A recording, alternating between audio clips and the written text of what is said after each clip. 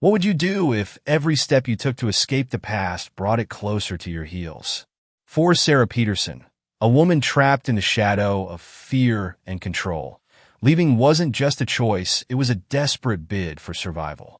With her young daughter's future in her heart and a determination to reclaim her life, Sarah makes a daring escape from an abusive relationship, only to find herself pursued by a relentless and dangerous adversary.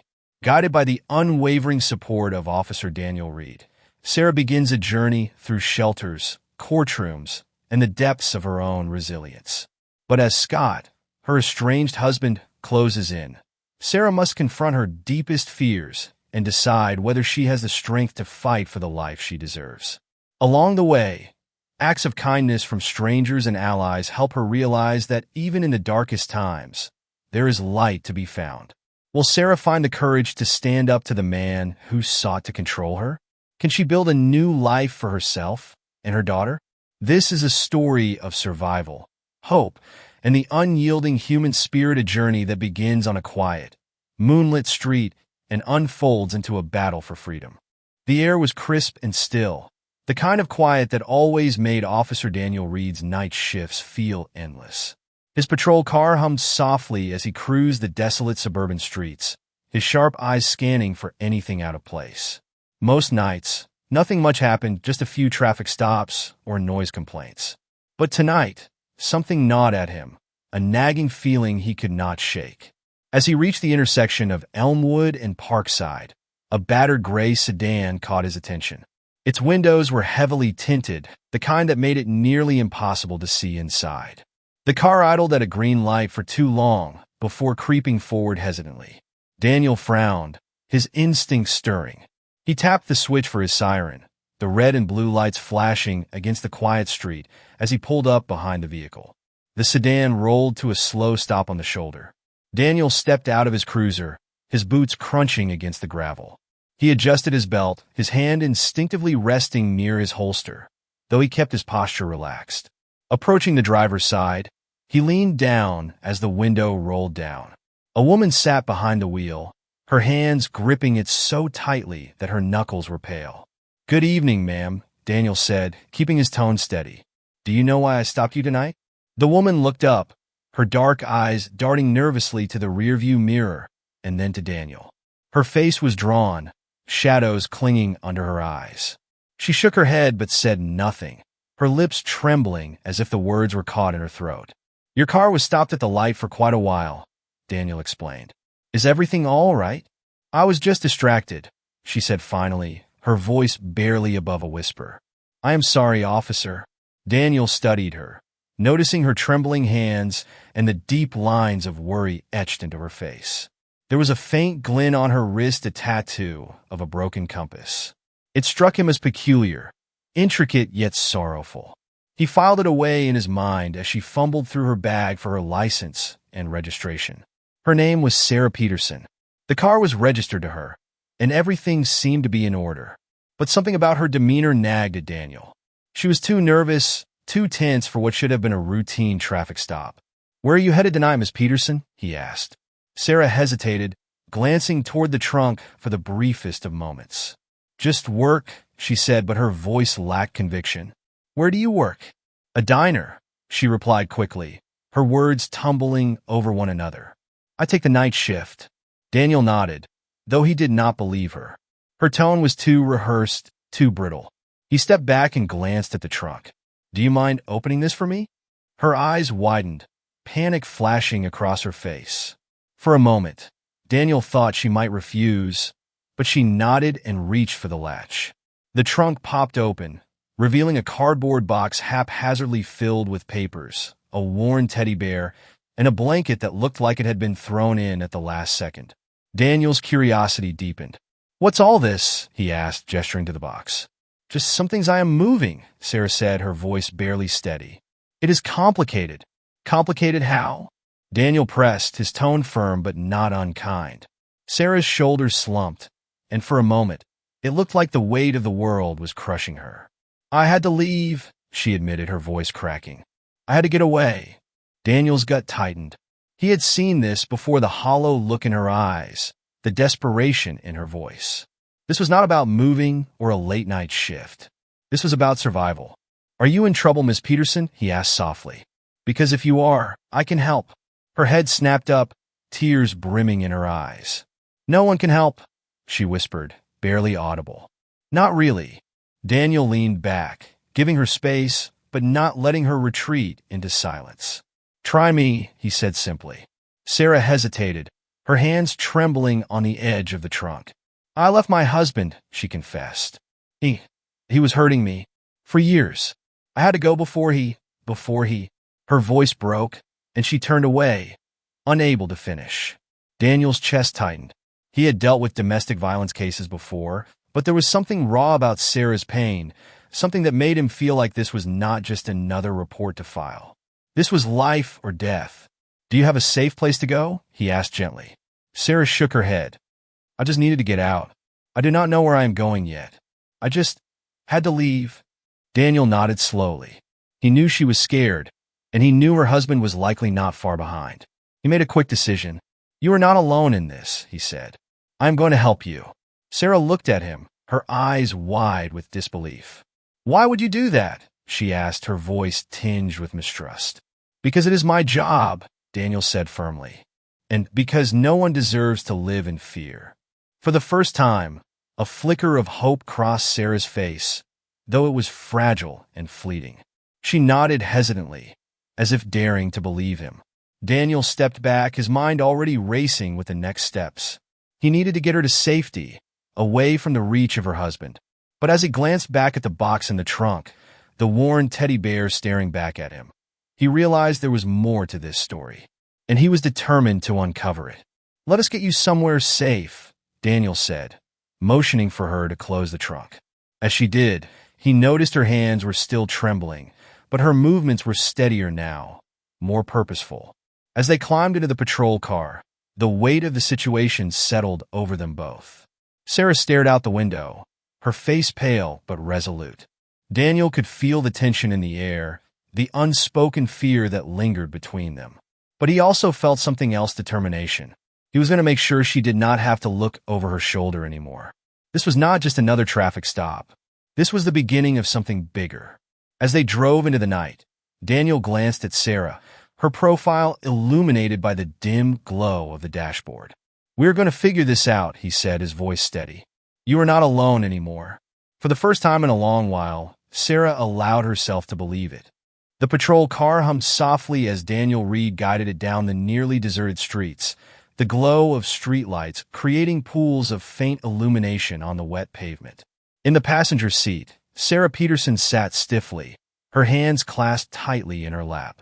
Her eyes remained fixed on the world outside, though she seemed not to see it. The quiet in the car was heavy, broken only by the occasional crackle of the radio and the rhythmic swish of the windshield wipers. Daniel glanced at her briefly, his trained eyes catching the tension in her shoulders and the way her chest rose and fell with shallow breaths. He had seen this kind of fear before, a fear so deeply rooted it seemed to take over every part of a person. He knew better than to rush her. Trust was not given easily when someone had been running for as long as Sarah clearly had. "Are you okay back there?" Daniel asked finally, his tone low and measured. Sarah startled slightly at the sound of his voice, as if she had forgotten she was not alone. She turned to him, her dark eyes searching his face. "I do not know," she admitted, her voice trembling. "I feel like I have not been okay in a long time." Daniel nodded, keeping his gaze on the road. "That is fair," he said. "But you are safe now. That is the first step." Sarah gave a small, mirthless laugh. "Safe," she echoed. "I do not even know what that feels like anymore."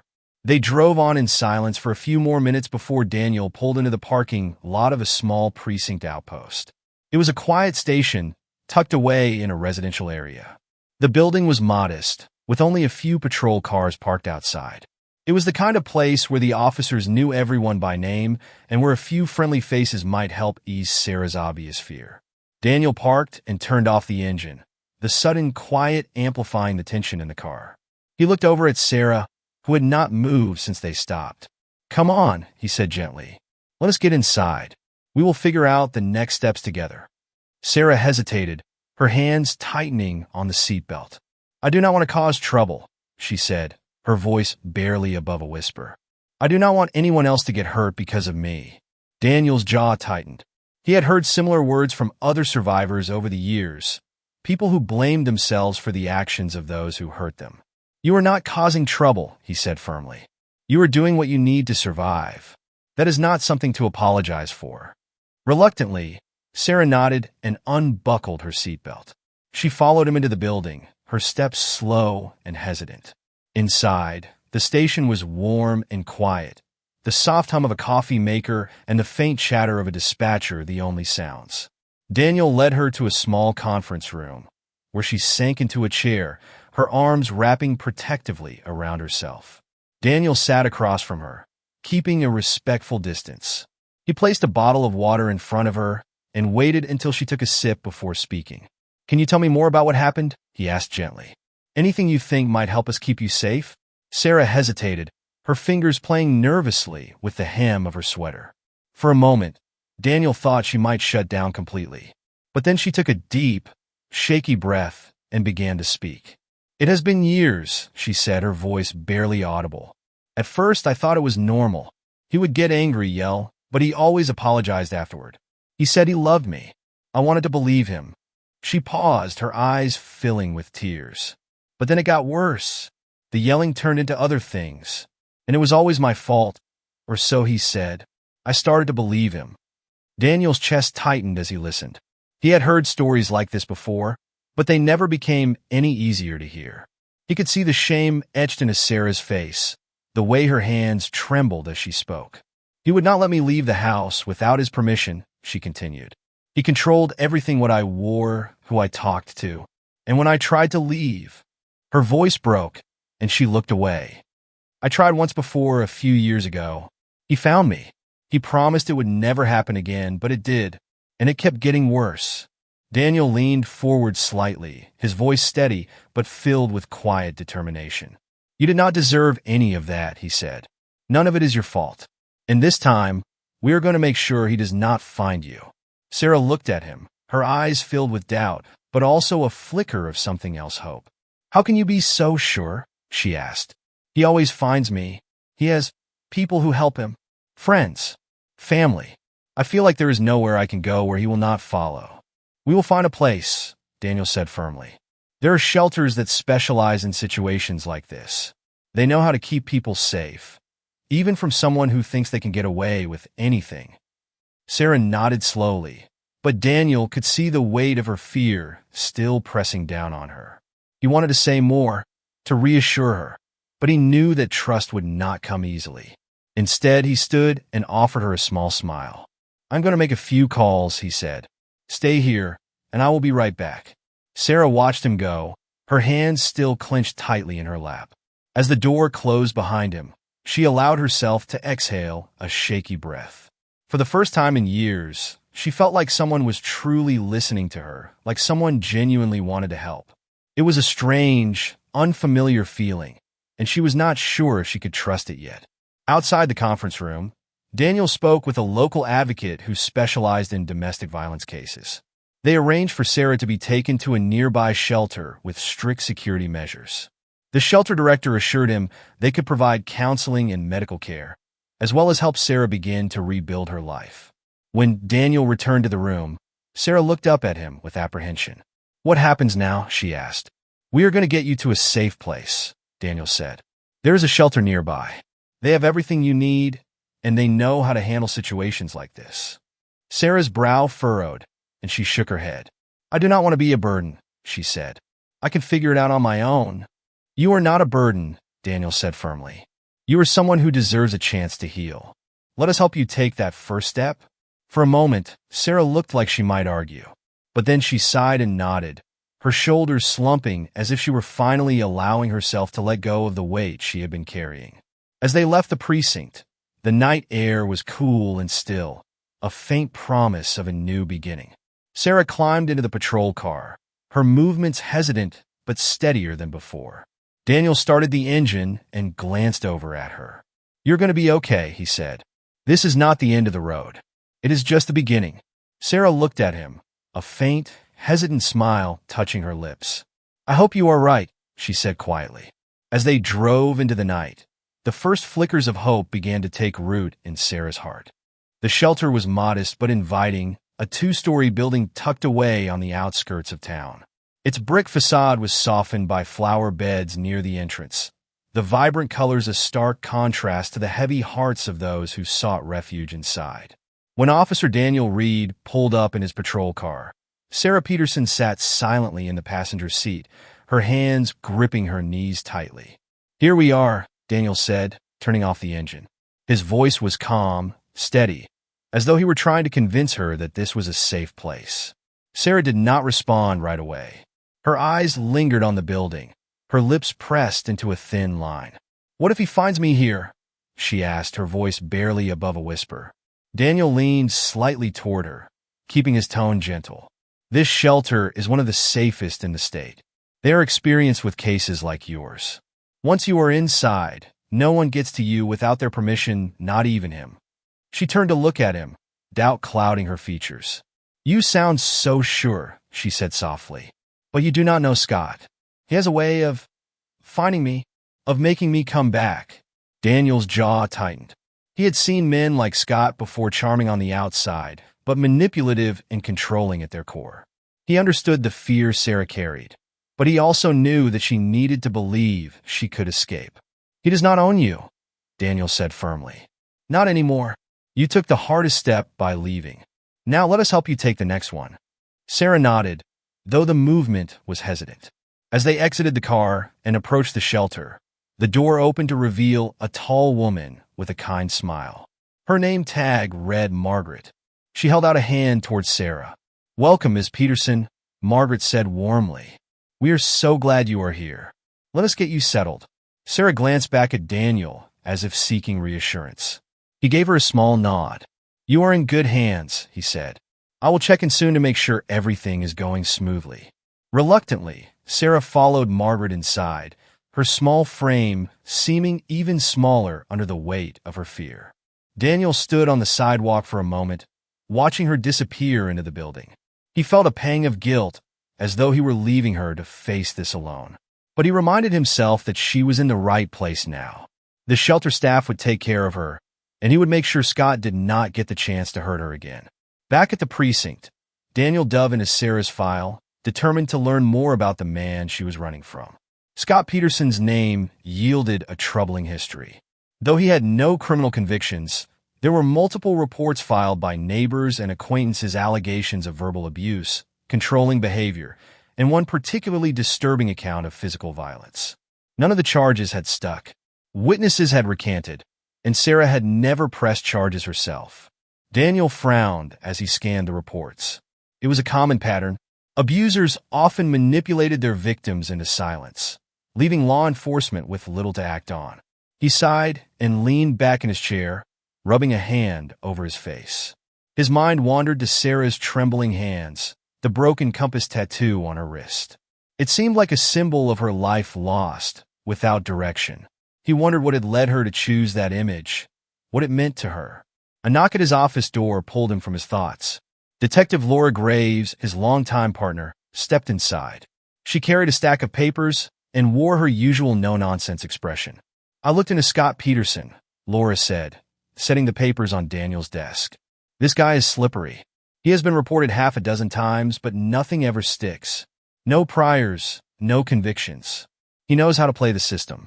Daniel nodded grimly. "That is what I was afraid of. He has a hold on her, Laura.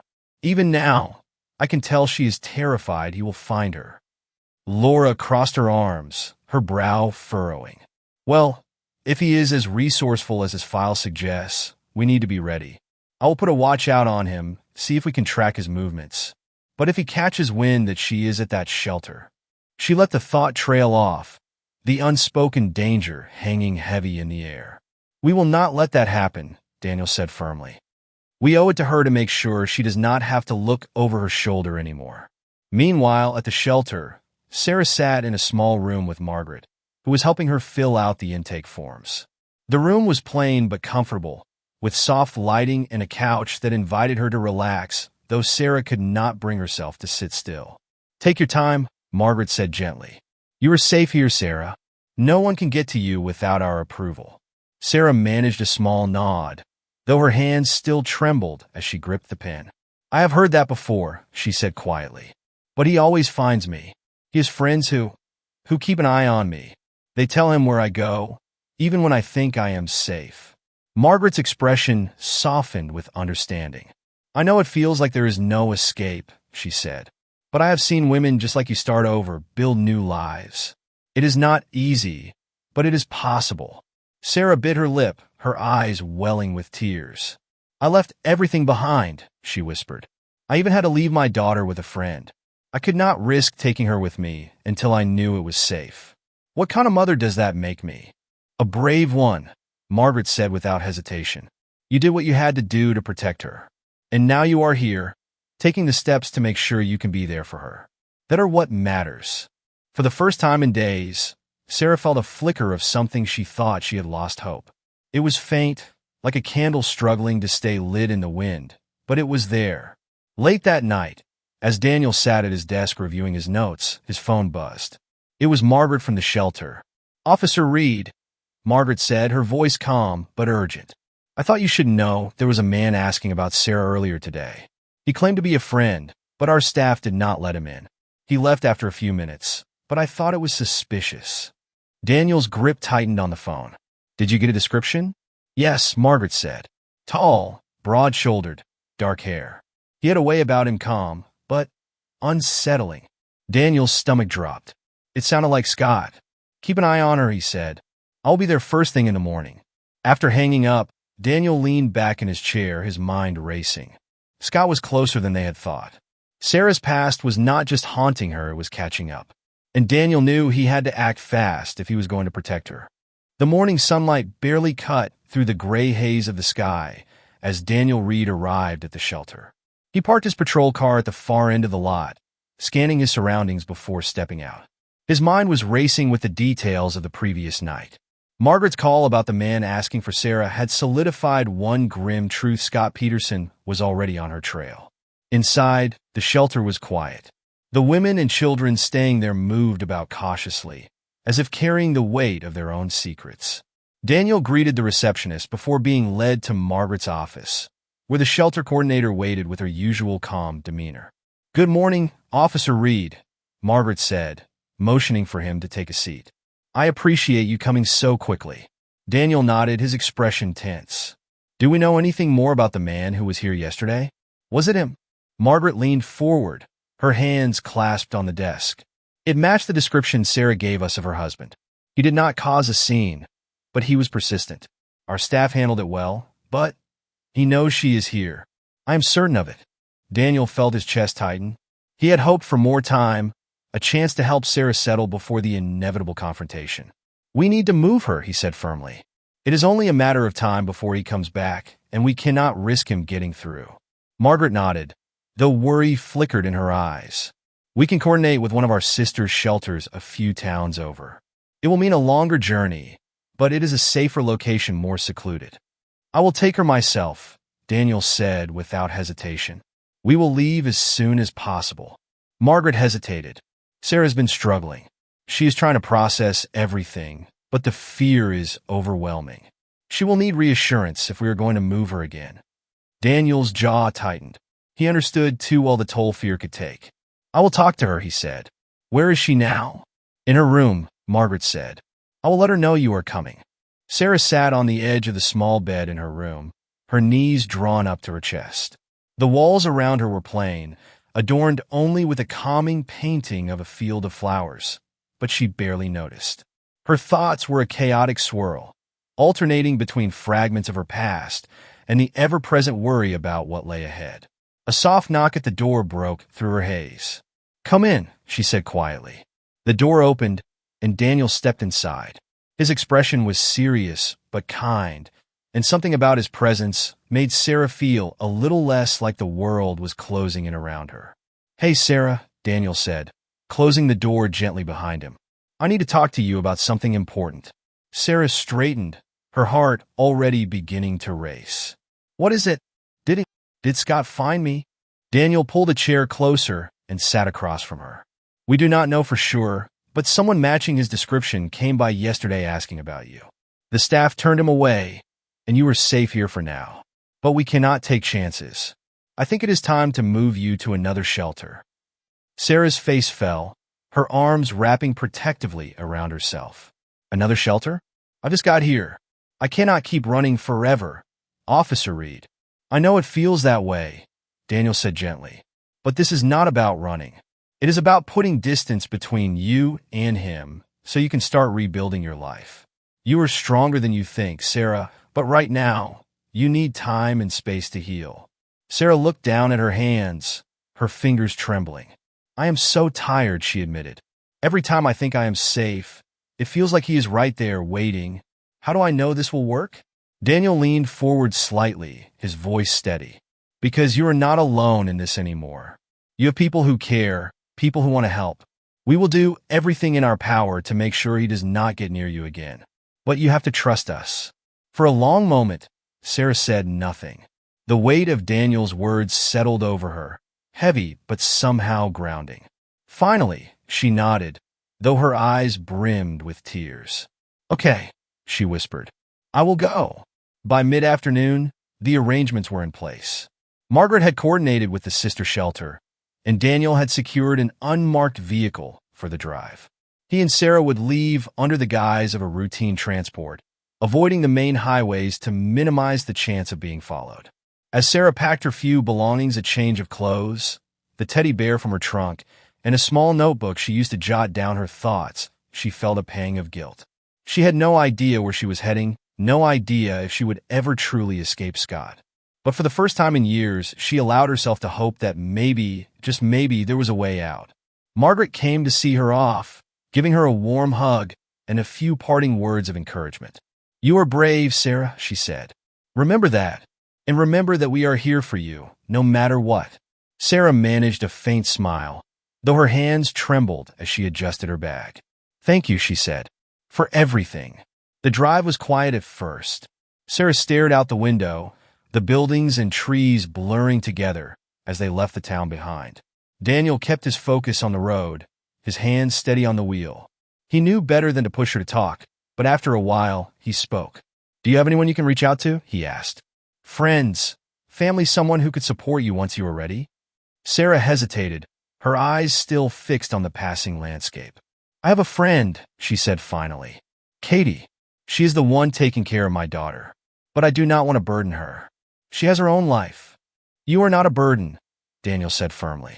"And the people who care about you want to help. That are what real friends do." Sarah turned to look at him, her expression uncertain. "It is hard to believe that sometimes," she said softly. "Scott made me feel like I was nothing.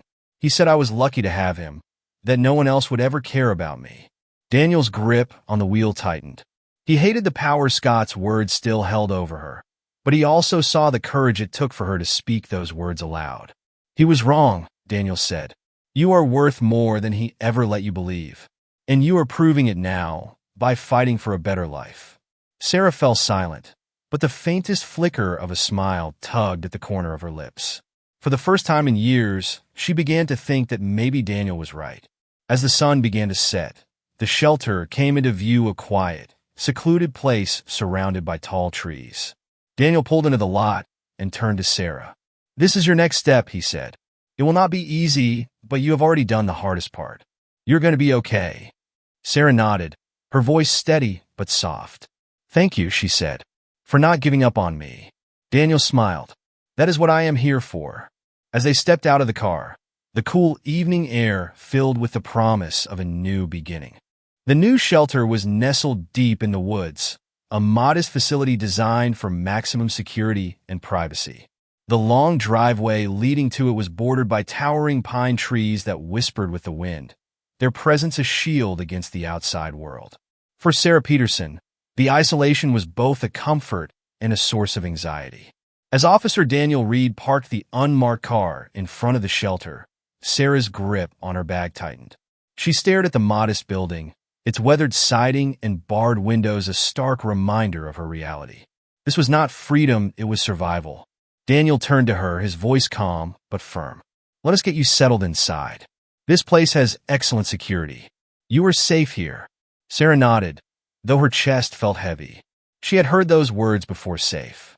Each time, it had felt like a fleeting illusion. She followed Daniel inside, her footsteps hesitant. The shelter director, a petite woman named Emily Cross, greeted them with a warm smile. Despite her small stature, Emily exuded authority and compassion. She shook Daniel's hand firmly before turning her attention to Sarah. "Welcome, Sarah," Emily said, her tone soothing. "We are here to help you. Take your time settling in and know that this is a place where you can start to rebuild." Sarah offered a faint smile, though her eyes betrayed her exhaustion. "Thank you," she murmured. Daniel lingered in the background as Emily led Sarah to her room. It was small but clean, with a bed, a desk, and a window that overlooked the forest. A fresh blanket and a handwritten note sat on the bed. "You are not alone." Sarah sat on the edge of the bed, her bag still clutched tightly in her lap. She glanced at the note, her throat tightening. She was not used to kindness, at least not without a price. After Emily left, Daniel knocked softly on the door and stepped inside. He leaned against the wall, giving Sarah space. "How are you holding up?" he asked. Sarah shrugged, her gaze fixed on the floor. "I am here," she said quietly. "That is all I can say." Daniel nodded. "That is enough for now. You have been through a lot, and no one expects you to have all the answers right away." Sarah hesitated, then looked up at him. "Do you really think you will not find me here?" Daniel met her eyes, his expression steady. "We are doing everything we can to make sure he does not. But if he tries, we will be ready." She nodded, though her hands still trembled slightly. "I do not know what it is like to not be afraid," she admitted. "It has been so long." Daniel's voice softened. "Fear does not disappear overnight. But you have already taken the hardest step. You left. That takes courage, Sarah, more than you realize." Her lips quivered, and she looked away. "I do not feel brave," she whispered. "I feel broken." Daniel stepped closer, his tone firm but kind. "Bravery is not about not being scared. It is about doing what needs to be done even when you are terrified. You are here, fighting for a better life. That is bravery." For the first time, Sarah allowed herself to believe him, if only for a moment. That evening, as Sarah unpacked her few belongings, she found the teddy bear she had hastily thrown into her box before leaving home. It belonged to her daughter, Lily, and holding it now brought a lump to her throat. She had not seen Lily in weeks, and the ache of missing her felt unbearable. A knock at the door interrupted her thoughts. It was Emily, carrying a tray with a cup of tea and a sandwich. "I thought you might be hungry," she said with a kind smile. Sarah blinked back tears and nodded. "Thank you," she said, her voice barely audible. Emily set the tray on the desk and sat in the chair. "Do you want to talk about it?" she asked gently. Sarah hesitated, then took a deep breath. I miss my daughter," she said. "I had to leave her with a friend because I could not risk taking her with me. She is only 5, and I do not know how much she understands. But I know she must be scared." Emily nodded, her expression compassionate. "It is clear how much you love her. Leaving her was probably the hardest decision you have ever made. But you did it to protect her, and that speaks volumes about the kind of mother you are." Sarah's tears spilled over, and she quickly wiped them away. "I just want her to have a life that is not full of fear," she said. "I want her to know she is loved and safe." "You are giving her that chance," Emily said. "And when the time is right, you will be together again. For now, focus on getting stronger. You cannot pour from an empty cup." Sarah nodded, though the ache in her heart remained. The following day, Daniel returned to the precinct and began digging deeper into Scott Peterson's activities. Detective Laura Graves joined him, her no-nonsense attitude a steady counterbalance to his methodical approach. "Scott has been unusually quiet," Laura said, dropping a file on Daniel's desk. "But I did some digging, and he has been asking questions in the wrong circles. He knows she is on the move." Daniel frowned, his mind racing. "What are the odds he has connections in this area?" "Hi," Laura said grimly. "This guy is manipulative, and he knows how to use people to get what he wants. If he is determined to find her, he will not stop until he does." Daniel's jaw tightened. "Then we need to make sure he has no way to reach her. Let us focus on cutting off his resources." Laura nodded, already making notes. We will keep him busy, but you should check in with Sarah. She needs to know we are still in her corner." At the shelter, Sarah was beginning to settle into a routine, though she remained on edge. She spent her mornings journaling in her room, trying to untangle the whirlwind of emotions inside her. One afternoon, as she sat outside in the garden, Emily approached her with a package. "It is from Katie," Emily said, handing it over with a smile. Sarah's hands shook as she opened the package. Inside was a letter and a drawing from Lily, a crayon sketch of a house with two stick figures holding hands. Below it, Lily had written in shaky letters, "Me and Mommy." Tears streamed down Sarah's face as she clutched the drawing to her chest. For the first time in weeks, she felt a glimmer of hope, a reminder of what she was fighting for. That evening, Daniel called to check in. "How are you doing, Sarah?" he asked. She held the drawing in her hand, her voice steadier than it had been in weeks. "I am starting to remember why I left," she said. "It is for her. It is all for her." Daniel smiled on the other end of the line. "And you are not alone. We're going to get through this. One step at a time." For the first time, Sarah believed him. Maybe, just maybe, she was on the path to something better. The shelter's routine began to feel familiar to Sarah Peterson. Mornings started early, with the sound of distant birdsong filtering through her window. She would wake up, stare at the small drawing Lily had sent her, and remind herself why she was here. Afternoons were spent in counseling sessions or helping with light chores around the shelter. Evenings brought quiet reflection in the small garden, where she often sat among the lavender and marigolds, the gentle scent soothing her frayed nerves. Despite the routine, fear still gripped her heart. Every sound outside her window made her flinch, and every unknown face passing by the shelter stirred her anxiety. She tried to focus on the small victories, the smile of another resident, the kindness of a staff member, but the shadow of Scott loomed large in her mind. It was during one of those quiet garden evenings that Sarah met Maria. Maria was an older woman, her lined face carrying the weight of a life lived through hardship. She sat on the bench next to Sarah, her hands busy knitting a scarf. "You seem deep in thought," Maria said, her voice calm and inviting. Sarah glanced at her, surprised by the interruption. She hesitated before replying. "Just thinking about everything. It is hard to turn it off sometimes." Maria nodded knowingly. "I have been there. It is like carrying a bag of stones everywhere you go. Heavy and exhausting." Sarah managed a small smile. "That is exactly what it feels like." Maria set down her knitting and turned to face Sarah. "You know, I used to think I had to carry those stones forever, that I deserved to. But someone once told me I could start putting them down one by one. It is hard, but it is worth it." The simplicity of the words struck a chord in Sarah. "How do you put them down?" she asked quietly. Maria smiled. "One day at a time, and with the help of people who care."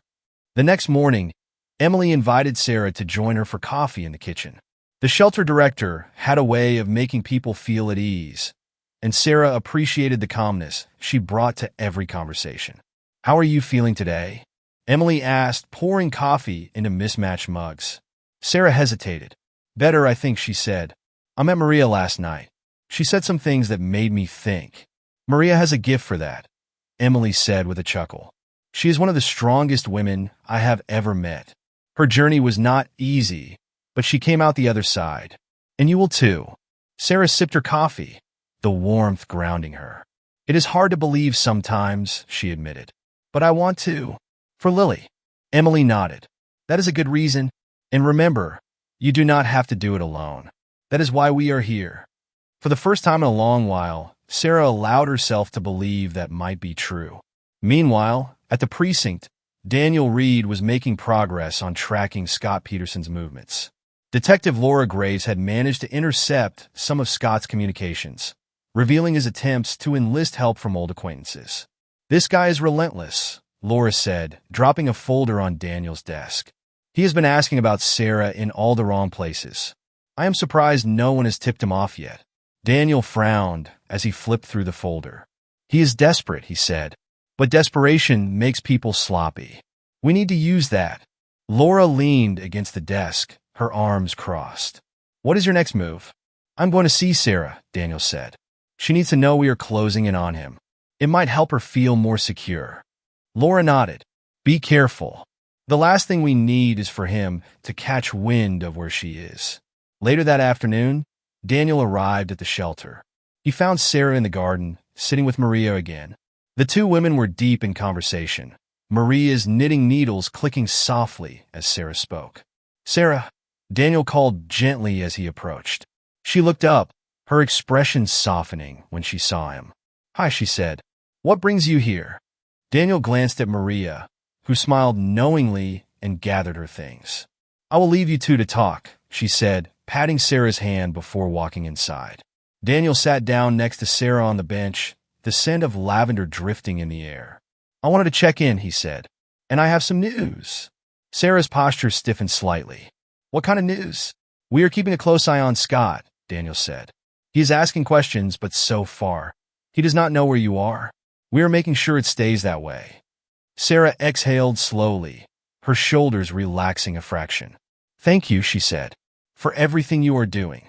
It is my job, Daniel said, but it is also more than that. I want you to know that you are not alone in this. Not now, not ever. Sarah met his gaze, her eyes shining with unshed tears. I do not know what I would have done without you, she admitted. I do not think I would have made it this far. Daniel smiled softly. You are stronger than you think, Sarah, but it is okay to lean on others when you need to. Over the next few weeks, Sarah began to find her footing. She attended counseling sessions regularly, working through the layers of fear and self-doubt that Scott had instilled in her. She started journaling more, pouring her thoughts and dreams onto the pages. Slowly, she began to see herself not as a victim, but as a survivor. One evening, she sat with Emily in the common room, a fire crackling in the small hearth. I've been thinking, Sarah said hesitantly, about the future, about what I want. Emily set down her cup of tea and leaned forward. That is wonderful, Sarah. What have you been thinking about? I want to go back to school, Sarah said, to study social work. I want to help women like me, women who feel like they have nowhere to turn. Emily's smile was warm and proud. That is a beautiful goal, Sarah, and I have no doubt you will achieve it. For the first time, Sarah felt a spark of excitement about the future. It was a feeling she had almost forgotten. That night, as she lay in bed, Sarah held Lily's drawing close. The path ahead still felt uncertain, but she no longer felt paralyzed by fear. With the support of the shelter, Daniel's unwavering commitment, and the growing belief in her own strength, she began to see the faint outlines of a new life. For the first time in years, Sarah allowed herself to dream. The days at the shelter blurred together in a rhythm that Sarah Peterson had come to rely on. Each morning brought small victories, opening up a bit more in counseling, finding moments of peace in the garden, and sketching out ideas for a future she was slowly daring to believe in. The fear of Scott finding her still lingered, but she was learning to push it to the background. For once, she felt like she had a chance to breathe. But in the back of her mind, she knew her newfound calm was fragile. Scott was still out there, and she doubted he would give up so easily. That unease turned into a gnawing certainty one night when Daniel Reed appeared at the shelter unexpectedly. Sarah, Daniel called softly, his voice steady but serious. She had been sitting in the common room, writing in her journal. At the sound of his voice, her heart skipped, her body tensing instinctively. She looked up to see him standing in the doorway, his expression grim. Is everything okay? She asked, though she could tell from his face that it was not. Daniel approached her, lowering his voice. We need to talk. Can we go somewhere private? Sarah nodded, closing her journal and rising to her feet. She followed Daniel to a small office near the back of the shelter, her hands trembling slightly. Emily joined them, her presence calming but watchful. Once the door was closed, Daniel leaned against the desk, his arms crossed. We have confirmed that Scott has been asking around about you again, he said. And this time, we think he is getting closer. Sarah's breath hitched. She felt the room tilt slightly, and she gripped the back of a chair for support. How close? She managed to ask. Daniel exchanged a glance with Emily before replying. Close enough that we think it is time to take extra precautions. We are going to move you to another location tonight. The words hit Sarah like a blow. She had just begun to feel some sense of stability, and now it was being ripped away. "Tonight," she asked, her voice shaking. "I thought I was safe here." "You are," Emily said gently. "But Scott is persistent. We are doing this to stay ahead of him, to ensure you remain safe." Sarah sank into the chair, her hands covering her face. "I cannot keep doing this," she said, her voice muffled. "I cannot keep running. I just wanted to stop." Daniel crouched in front of her, his tone firm but compassionate. "I know you were tired, Sarah, but this is not forever. We're going to get through this, and we are going to make sure he does not get the chance to hurt you again." She looked up at him, her eyes brimming with tears. "How can you be so sure?" "Because I will not let him," Daniel said, his voice resolute. "You have come too far to let him pull you back. Trust me, okay?" Sarah hesitated, her fear warring with the flicker of trust she had built in Daniel. Finally, she nodded. "Okay," she whispered. An hour later, Sarah was packed and ready to leave. She clutched the small bag containing her belongings, the weight of it feeling much heavier than it should. Emily hugged her tightly at the door. "Remember, you are not alone," Emily said. "We are here for you, no matter where you are." Sarah nodded, unable to speak. Her throat was tight, and her chest felt like it was caving in. She followed Daniel out to the unmarked car, the night air cool against her skin. The sky was dark, clouds obscuring the stars, and a faint wind whispered through the trees. The drive was tense. Daniel kept his eyes on the road, his senses heightened. He was taking a back route to avoid any chance of being followed, but he could not shake the feeling that something was off. Sarah sat silently in the passenger seat, her hands clenched tightly in her lap. "How are you holding up?" Daniel asked, glancing at her briefly. Sarah shrugged. "I am trying," she said. "I keep telling myself that this will end someday, but it feels like it never will." "It will," Daniel said firmly. "You are taking control of your life. That is something Scott cannot take away from you." She gave him a faint smile, but it did not reach her eyes. They were about 30 minutes into the drive when Daniel noticed headlights in the rearview mirror. At first, he thought it was just another car, but as the vehicle remained behind them, matching their turns and speed, his instincts kicked in. "Hold on," he said, his voice tense. "What is it?" Sarah asked, her eyes widening. "We might have company," Daniel said, checking the mirrors again. "Just stay calm. I'm going to handle this." Sarah's breath quickened, and she clutched the teddy bear in her lap. "Do you think it is him?" "I do not know yet," Daniel said. "But we are not taking any chances." Daniel turned down a narrow road, hoping to lose the car behind them, but it followed. His jaw tightened as he made another sharp turn, the tires skidding slightly on the gravel. The other car stayed close, its headlights glaring through the rear window. "It is him, isn't it?" Sarah said, her voice breaking. "Stay calm," Daniel said, his voice firm. "I need you to trust me." He picked up speed, navigating the winding road with precision. The other car tried to close the distance, but Daniel anticipated every move, using the terrain to his advantage. Finally, he spotted a fork in the road. He took the left path sharply, turning off the headlights briefly before pulling over behind a dense cluster of trees. "Stay down," he said, his voice low but urgent. Sarah ducked in her seat, her heart pounding in her chest. She could hear the other car speeding past, its engine fading into the distance. She held her breath, her entire body trembling. After a few tense moments, Daniel exhaled slowly. "I think we lost them," he said. Sarah sat up cautiously, her face pale. "What if they come back?" "They will not," Daniel said. "But we are not stopping until we get to the next shelter." When they finally arrived at the new location, it was well past midnight. The shelter staff greeted them warmly, quickly escorting Sarah inside. She felt like a ghost, moving through the motions, but barely present. Daniel stayed for a while, ensuring she was settled. Before he left, he sat with her in the quiet living room. "You did great tonight," he said. "You kept your head, and we got through it." Sarah shook her head. "I feel like I am falling apart." "You are not," Daniel said. "You are stronger than you think, and you are not alone." She looked at him, tears welling in her eyes. "Thank you," she said, her voice cracking, "for not giving up on me." "I never will," Daniel said. "You deserve to be free of this, Sarah, and we are going to make sure you are." As he left, Sarah sat quietly, the weight of the night settling over her. But beneath the fear, a small ember of hope remained. She clung to it, determined to see the next day. The new shelter was even quieter than the last, its location tucked away behind a high gate and surrounded by dense woods. To Sarah Peterson, it felt both like a fortress and a cage.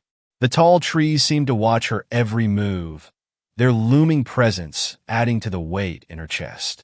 The events of the previous night replayed in her mind on a loop: Scott's relentless pursuit, the frantic chase, and Daniel's steady resolve. She had made it here, but the fear was still coiled tightly in her stomach. She sat in the small common room, staring at the cup of tea cradled in her hands. It had long gone cold, but she could not bring herself to take a sip. Around her, the shelter was quiet, the other residents either in their rooms or meeting with counselors. The stillness only amplified the noise in her head. Daniel Reed stood outside the shelter, speaking quietly with Emily over the phone. His voice was low, laced with tension. "He is not going to stop," he said. "We need to move faster on this. I do not want Sarah living in fear for another day longer than she has to." "Have you spoken to her about pressing charges?" Emily asked. Daniel sighed. "Not yet. She is not ready. I can see it in her eyes. She is barely holding herself together. If we push her too soon, it might make things worse." "You know her best," Emily said. "But the longer we wait, the more time he has to find her again." "I know," Daniel said, his jaw tightening. "But this has to be her choice. She needs to feel like she has control over her life again." After ending the call, Daniel went inside. He found Sarah still sitting in the common room, her hands wrapped around the mug. She looked up as he entered, her eyes dull with exhaustion. "Mind if I join you?" Daniel asked. She shrugged. "It is your shelter too," she said, though her tone lacked its usual warmth. Daniel sat across from her, resting his forearms on his knees. "Rough morning?" he asked gently. Sarah gave a humorless laugh. "You could say that. I keep thinking about last night. How close he was. How he is probably still out there, waiting for me to make a mistake." Daniel nodded, his expression thoughtful. "It is normal to feel that way after what you have been through. But you are here now, and you are safe. He is not going to get to you." She looked at him, her eyes searching his face. "How can you be so sure?" "Because I will not let him," Daniel said simply. "And because you are stronger than you think." Later that day, Sarah met with the shelter's counselor, a soft-spoken woman named Linda. The room was warm and inviting, with plush chairs and calming artwork on the walls. Sarah sat stiffly, her arms crossed over her chest. "I know this is not easy," Linda began, her tone gentle. "But you have been making incredible progress, Sarah. Every step you take is a step toward freedom." Sarah let out a shaky breath. "It does not feel that way," she admitted. "It feels like I am just waiting for the next disaster." Linda leaned forward slightly. "That is fear talking," she said. "Fear has a way of making us feel trapped, even when we are moving forward. But you have already proven you are capable of more than you think. You left. You protected your daughter. And you are here, working toward a better future." Sarah looked down at her hands, her fingers twisting the hem of her sweater. "What if it is not enough?" she asked. "What if I never stop looking over my shoulder?" "That fear will not disappear overnight," Linda said. "But over time it will shrink. The more steps you take, the less power it will have over you." That evening, Daniel returned to the shelter with an update. He found Sarah sitting in the garden, her shoulders hunched against the chill in the air. She looked up as he approached, her face pale but calm. "Hey," he said, taking a seat on the bench beside her. "How are you holding up?" She shrugged. "Better than this morning," she said. "But it is still hard." Daniel nodded, understanding. "I spoke with Detective Graves today," he said. "Scott is starting to make mistakes. He is getting desperate, and that means we might have a chance to stop him for good." Sarah's head snapped up, her eyes wide. "Stop him? How?" Daniel leaned forward, his elbows resting on his knees. "We have enough to open an investigation into his behavior. But we need you to be ready to press charges. Without your testimony, it will be harder to make it stick." Sarah froze, the air seeming to leave her lungs. "Press charges?" she repeated. "I do not know if I can do that." "I will not pressure you," Daniel said. "This is your decision, Sarah. But if we can build a case against him, it could mean the end of all of this. He would not be able to hurt you or anyone else again." She looked away, her hands trembling. "I do not know," she said. "What if I fail? What if he gets away with it?" Daniel's voice softened. "You are not alone in this. You have me, the shelter, and a team of people who believe in you. And you have your daughter, Sarah. She is your reason to fight." Tears welled in Sarah's eyes, and she wiped them away quickly. "I need time to think," she said. "Take all the time you need," Daniel said. "I am here when you are ready." That night, Sarah lay awake in her bed, staring at the ceiling. Her mind was a storm of doubt and fear, but Daniel's words echoed in her thoughts. "You have your daughter. She is your reason to fight." She reached for the drawing Lily had sent her, tracing the shaky lines with her fingers. She thought about the life she wanted to give her daughter, a life without fear, without control, without Scott. The thought filled her with a quiet resolve. By morning, Sarah had made her decision. She found Daniel in the shelter's office, speaking with Emily. She knocked softly on the doorframe, and they both looked up. "I want to press charges," Sarah said, her voice trembling but firm. "I want to stop him." Daniel's face lit with a mixture of pride and relief. "You are sure?" he asked. Sarah nodded, her hands clenched into fists at her sides. "I am sure. I cannot keep living like this, and I do not want him to hurt anyone else." Emily stood and placed a hand on Sarah's shoulder. "You are doing the right thing," she said, "and we will be with you every step of the way." Sarah exhaled shakily, but for the first time, the weight on her chest felt a little lighter. She was terrified, but she was also determined. This was her chance to take back her life, and she was not going to let it slip away. As she looked at Daniel, she saw the same determination reflected in his eyes. She was not alone in this fight, and for the first time, she believed she could win. The days following Sarah Peterson's decision to press charges were a whirlwind. Detective Laura Graves took the lead on building the case against Scott, gathering statements, reviewing past reports, and interviewing witnesses. Every step was painstaking, but Sarah's resolve remained steady, even as her anxiety lingered in the background. For Sarah, the act of recounting her story to detectives was both cathartic and grueling. Sitting in the quiet interview room at the precinct, she laid out years of abuse, each incident like another stone being removed from a heavy bag she had carried for far too long. "Take your time," Laura said gently, her notepad resting in her lap. "You do not have to rush through this." Sarah nodded, her hands clenching the edge of the table. "It started small," she began. "Little things, what I wore, who I talked to. He said he was just being protective, but it felt controlling." Laura gave a small nod of encouragement, her eyes kind but focused. "Then it got worse," Sarah continued. "The yelling, the insults. And eventually," her voice cracked, and she looked away, her eyes brimming with tears. "Eventually, it became physical. The last time," she paused, swallowing hard. "The last time, I thought he was going to kill me." Laura set down her pen, her voice soft but firm. "You are incredibly brave for sharing this, Sarah, and it is going to help us stop him." Back at the shelter, Sarah worked through the emotions that surfaced during the interviews. She spent hours journaling, pouring her pain, anger, and hope onto the pages. Her counselor, Linda, helped her process the tangled mix of relief and fear. "You are taking back control," Linda said during one session. "That is what scares him the most, that you are not afraid of him anymore." "But I am afraid," Sarah admitted. "I am terrified, and that is okay," Linda said. "Courage is not about being fearless. It is about moving forward even when you are scared. And you are doing that." Meanwhile, Daniel, Reed, and Laura pushed the investigation forward. Scott's history painted a damning picture, and with Sarah's testimony, the case was stronger than they had anticipated.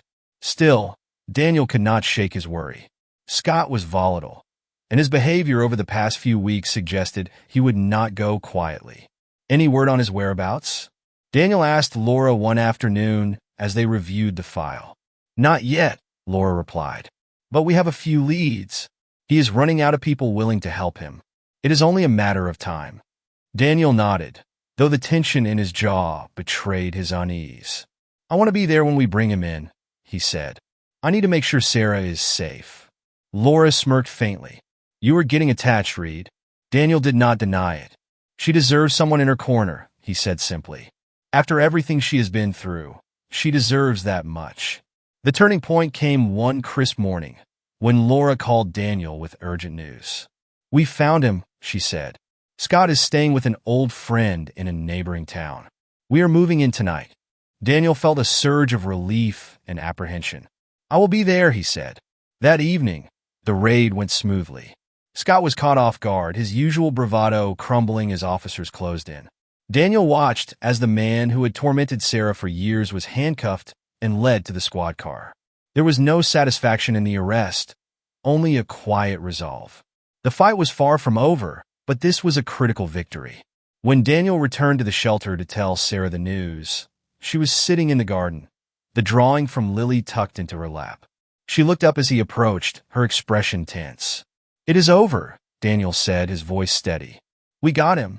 Sarah blinked, her lips parting slightly.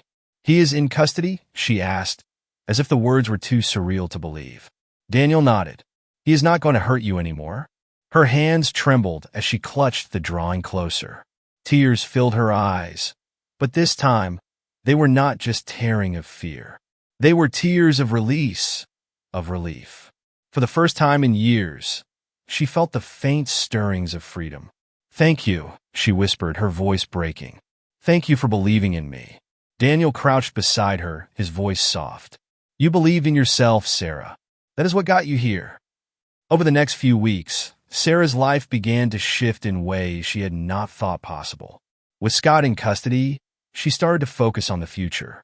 The shelter staff helped her enroll in a program to finish her education, and Linda connected her with a local social worker to explore housing options. One sunny afternoon, Sarah visited Lily for the first time since leaving. The reunion was bittersweet, filled with tears, hugs, and laughter. Lily clung to her, asking when they could live together again. Soon, Sarah promised, her voice thick with emotion. We will be together soon. At the precinct, Daniel and Laura finalized the case against Scott. The charges were substantial, and the evidence was strong. While the trial loomed, Daniel felt confident that Sarah's testimony would hold up. You did good, Reed, Laura said one day as they filed the final paperwork. She's going to be okay because of you. Daniel shook his head. She's going to be okay because of her. I just helped her see it. The day of the trial arrived, and Sarah stood on the courthouse steps, her hands trembling slightly. Daniel was by her side, his steady presence giving her strength.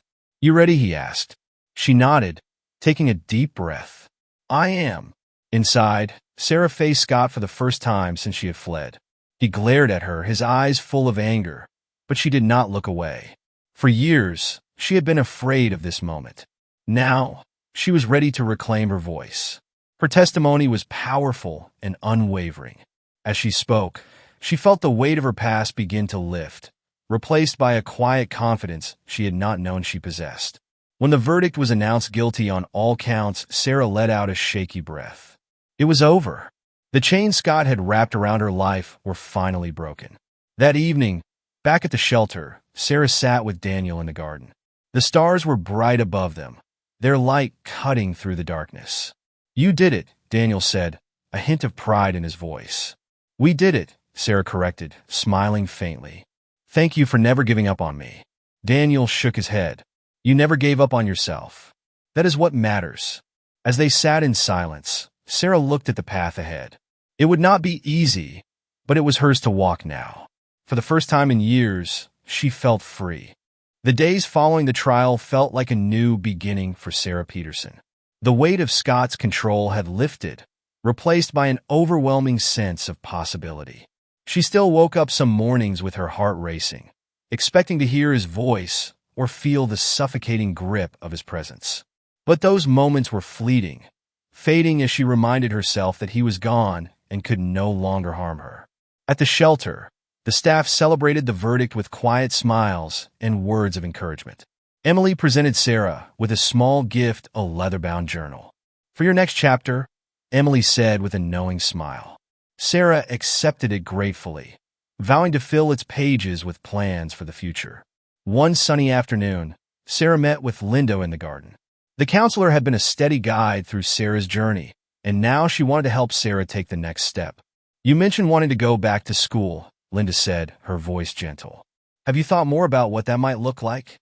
Sarah nodded, her fingers tracing the edges of the journal. "I have," she said. "I want to study social work. I want to help women like me, women who feel like they have nowhere to turn." Linda's eyes lit up with pride. "That is a wonderful goal, Sarah, and it is absolutely within your reach. We can help you find resources, scholarships, whatever you need." For the first time, Sarah felt excitement bubbling up alongside her nerves. The idea of returning to school and building a life for herself and Lily felt daunting, but it also felt right. "I never thought I would say this," she said softly, "but I am actually looking forward to it." Meanwhile, Daniel Reed had not drifted far from Sarah's life. Though his role as her protector had officially ended, he still stopped by the shelter to check in. On one visit, he found her in the common room, helping another resident with her paperwork. "You are a natural at this," Daniel said as he approached, his tone teasing but warm. Sarah looked up, a smile breaking across her face. "I guess I have a good practice," she said. "Besides, it feels good to help someone else for a change." Daniel nodded, his expression thoughtful. "You have come a long way, Sarah. It is inspiring to see." She blushed slightly, tucking a strand of hair behind her ear. "I could not have done it without you, or the shelter, or everyone who believed in me when I could not believe in myself." Daniel's gaze softened. "You believed in yourself more than you give yourself credit for. You just needed a little reminder." That weekend, Sarah visited Lily at Katie's house. The reunion was filled with laughter and tears as Lily ran into her mother's arms, babbling excitedly about her drawings and new friends. "I missed you, Mommy," Lily said, clutching Sarah tightly. "I missed you too, sweetheart," Sarah whispered, her voice thick with emotion. "But guess what? Soon we will be living together again. Just you and me." Lily's eyes lit up. "Really? Really?" Sarah said, holding her close. "We're going to have a fresh start." As the weeks passed, Sarah began to take concrete steps toward her goals. With the shelter's help, she secured a scholarship to a local community college and found temporary housing for herself and Lily. The apartment was small but cozy, with sunlight streaming through the windows and enough space for Lily to play. On the day they moved in, Emily and Daniel stopped by to help. The three of them carried boxes up the narrow stairs, their laughter echoing through the building. "This is a big day," Daniel said as he set a box of Lily's toys on the living room floor. "How does it feel?" "Scary," Sarah admitted, looking around the space. "But also good. Really good." Emily hugged her tightly. "You deserve this, Sarah. And we're just a phone call away if you need anything." That night, as Sarah tucked Lily into bed for the first time in their new home, she felt a deep sense of peace. Lily clung to her teddy bear, her eyes drooping with sleep. "Mommy," Lily murmured, "are we safe now?" Sarah kissed her daughter's forehead, her voice steady and sure. "Yes, baby. We are safe. And we are going to be okay." As Lily drifted off, Sarah sat by the window, staring out at the quiet street below. For years, she had lived in fear, her life dictated by someone else's control. Now, she had the chance to write her own story, one filled with hope, resilience, and love. Daniel stopped by the next day, bringing a small potted plant as a housewarming gift. "For good luck," he said, setting it on the kitchen counter. Sarah smiled, her heart full. "Thank you, Daniel. For everything." He nodded, his expression warm but serious. "You're going to do great things, Sarah. I have no doubt about that." As he left, Sarah felt a wave of gratitude wash over her. She had found her way out of the darkness, and though the road ahead would not be easy, she knew she had the strength to walk it. Months later, as she sat in her first college class, Sarah thought about how far she had come. The fear that had once consumed her was now a distant memory, replaced by a quiet confidence. She was no longer defined by her past, but by the choices she was making for her future. Lily's drawing sat tucked in the front pocket of her notebook, a reminder of why she had fought so hard. For herself, for her daughter, for the life they both deserved. Sarah smiled, the faintest hint of pride shining in her eyes. This was just the beginning, and she was ready for whatever came next. As Sarah's journey shows, no matter how dark and challenging life may seem, there is always a path forward with courage, resilience, and support from those who believe in you. If you or someone you know is facing similar struggles, remember you are not alone, and help is always within reach. Thank you for joining us in this story of hope and strength. If you enjoyed it, please subscribe to the channel for more inspiring stories like this one. Don't forget to like the video, share it with someone who might need to hear this message, and leave a comment to let us know your thoughts. Together, we can spread kindness and hope. See you in the next video.